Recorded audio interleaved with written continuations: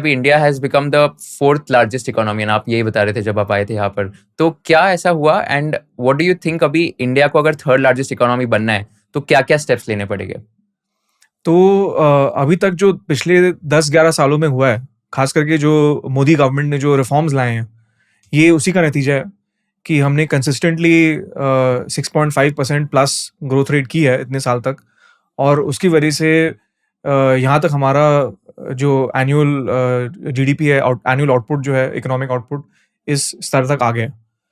तो third spot में तो शायद हम आ ही जाएंगे 2-3 साल में, क्योंकि थर्ड स्पॉट में जर्मनी है, जो अभी शायद 4.7 ट्रिलियन या 4.7 ट्रिलियन डॉलर्स के जीडीपी में है, और हम ऑलरेडी 4.1 तक शायद आ चुके हैं। तो ये जो थर्ड स्पॉट तक का जो सफ़र है वो तो शायद हो जाएगा 2-3 साल में। पर उसके बाद क्या होगा वो एक बड़ा सवाल है। उसके लिए बहुत कुछ करना बाकी है अभी। उसके लिए और रिफॉर्म्स होने पड़ेंगे। भारत को एक टेक्नोलॉजी के क्षेत्र में और अपनी जगह बनानी पड़ेगी, खास करके फ्रंटियर टेक, डीप टेक, जिसके बारे में हम बात कर रहे थे, उसमें और आगे बढ़ना पड़ेगा। और तभी हम थर्ड थर्ड स्पॉट में जो हैं, थर्ड से जो फिर दो दो हमारे सामने जो रह जाएंगे कंपेटिटर्स, यूएस और चाइना, उनके साथ हमारी सीधी टक्कर होगी। तो आपने बताया तो यूएस एंड चाइना तो वो सबसे ज़्यादा मेन कॉम्पिटिटर्स रहेंगे जब अगर इंडिया थर्ड लार्जेस्ट इकोनॉमी बन हाँ। जाएगी तो।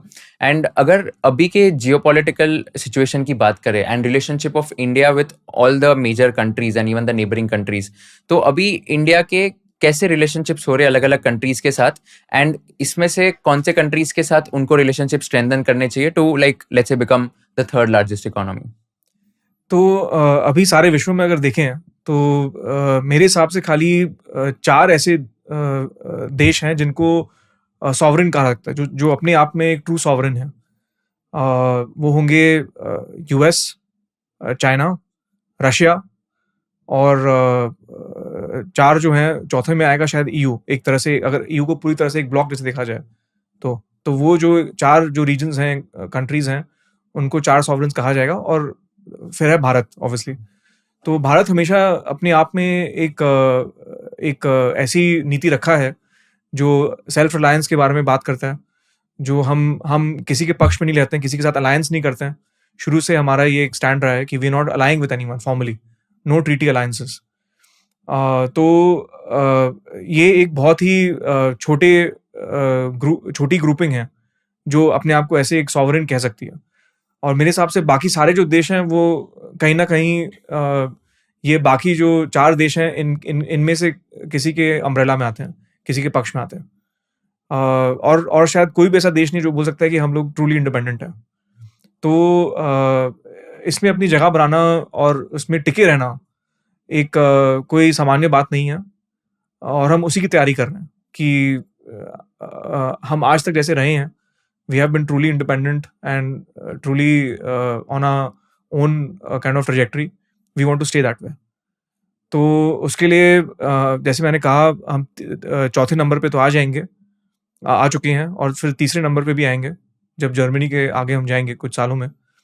और उसके बाद का जो सफ़र है, उसके लिए अपने आप में एक साइंस और टेक्नोलॉजी के ऊपर बल देना, उसमें अपनी ताकत बनाना और बढ़ाते रहना, तो ये बहुत ज़रूरी रहेगा। क्योंकि कोई भी देश दूसरे देशों से लेटेस्ट कटिंग एज टेक्नोलॉजी ले नहीं सकता है, क्योंकि कोई देता नहीं है। अभी हमने पिछले कुछ हफ्तों में देखा, जो ऑपरेशन सिंदूर हुआ, उसमें हमारे जो आर्म्ड फोर्सेस थे, उन्होंने जो डिफेंस इक्विपमेंट इंडिजिनसली डेवलप किया था, उसी को उपयोग में लिया, और उसी की वजह से हमारी इतनी सक्सेस रही। अगर हम दूसरों से लेते शायद, तो शायद वो हमें नहीं मिलता रिजल्ट। कुछ जो जॉइंट वेंचर्स किए हमने रशिया के साथ, वो भी काफ़ी हद तक हमने इंडिजिनाइज किए, made in India, manufactured in India, जो ब्रह्मोस मिसाइल वगैरह है। और एक बार हम थर्ड स्टेज में आ जाएंगे, थर्ड लार्जेस्ट इकोनॉमी के लेवल पे आ जाएंगे, वहाँ से आगे बढ़ने के लिए we have to give lot more emphasis on research development, on indigenous science and technology creation. और वो खाली वही करने से हम जो 4.5-5 ट्रिलियन का जीडीपी रहेगा, 4.5-5 ट्रिलियन डॉलर जीडीपी, उसको अगर 10 ट्रिलियन, 15 ट्रिलियन, 20 ट्रिलियन तक बढ़ाना है, तो ये सारी कैपेबिलिटीज हमें इंडिया में ही बनानी पड़ेगी।